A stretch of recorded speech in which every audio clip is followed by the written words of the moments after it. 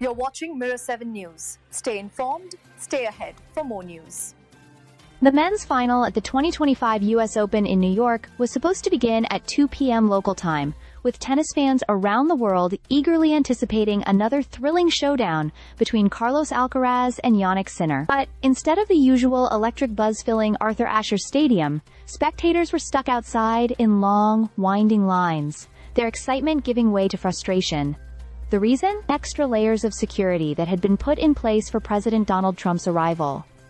For the first time since 2015, Trump was spotted at Flushing Meadows. His presence meant airport-style scanners, bag checks, and long waits just to get through the gates. Organizers announced that the start time would be pushed back by 30 minutes to give fans more time to make it to their seats. Even with the delay, though, the stadium was noticeably sparse when the players first walked out. By the time Sinner finally served to get the match underway at 2:50 p.m., many seats remained empty. Trump appeared around 1:45 p.m., emerging from a hospitality suite to wave at the crowd. His arrival was met with a mix of cheers and boos, a reaction that played out again later when his image flashed on the big screen. He took his seat in the Rolex box with members of his cabinet, family, and close aides. Organizers had even instructed broadcasters ahead of time not to highlight any negative crowd responses.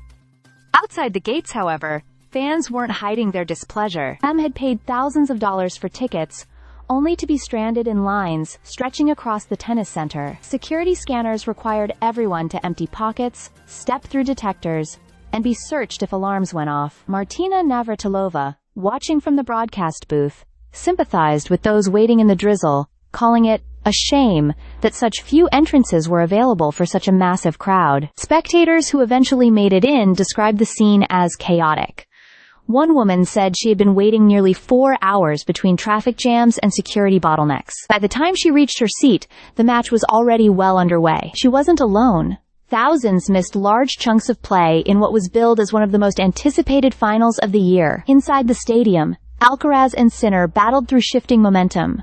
But the buzz surrounding the actual tennis was dampened by the distraction of empty stands and grumbling fans. As thrilling as the action on court became, the talk outside was just as much about politics, security, and inconvenience as it was about forehands and drop shots. So instead of the spotlight shining fully on Alcaraz and Sinner, it was shared, willingly or not, with Donald Trump's high-security return to Flushing Meadows. For many who came to watch tennis history, it became a day remembered just as much for delays, lines, and empty seats as for the brilliance on court. Stay subscribed for more videos.